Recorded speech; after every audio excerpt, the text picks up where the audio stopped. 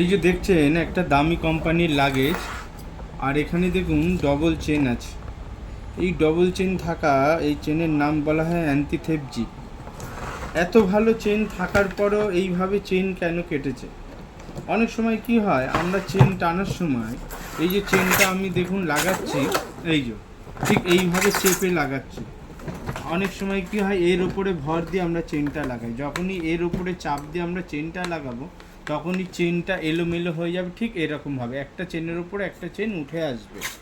এক্ষেত্রে আপনারা যদি চেন টানেন, অনেক সময় একটু টাইট লাগতে পারে, বেঁধে যেতে পারে।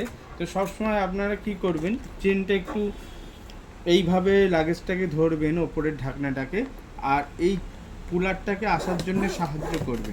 তাহলে আমরা দেখুন চেন কিভাবে টানছি। এই হাতটা আগে দেখুন আমাদের কোথায় কাজ করছে, বা এইটা ধরেই টানছি আমি। এই দেখুন এই আঙুলটা আমার লাগেজের মধ্যে চলে গেছে, আর পুলারটাকে আমি এই ধরেছি। আমরা যখন টানছি অটোমেটিক দেখুন এই জায়গাটাকে আমরা ক্লিয়ার করছি, আর বাঁ হাতটা দিয়ে আমি উঁচু করে ধরছি যাতে চেন লাগানো যায় বা সহজভাবে এই পুলারটা আসে। এই কারণেই এই কুলারটা সুন্দরভাবে লেগে যাবে। আর আমরা যদি এই বাক্সটার উপরে এইভাবে ভর দিয়ে থাকি তাহলে আর চেন যাবে না। এই দেখুন চেনের অবস্থা।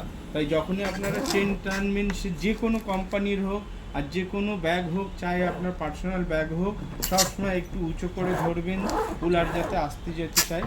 তাহলে কি আপনার এই ব্যাগের চেন কখনো কাটবে না, আর ব্যাগের চেনের এই অবস্থাটা হবে না। এই দেখুন চেনের অবস্থাটা দেখুন, শুধুমাত্র আমরা জানি এই ভুল ভাল টানার জন্যই কিন্তু এই অবস্থা হয়েছে। হ্যাঁ, তা আপনার ব্যাগের যাতে এরকম না হয়, সবসময় ব্যাগ এইভাবে একটু উঁচু করে ধরে চেন টানবেন, দেখবেন আপনার চেন কখনো আটকাবে না।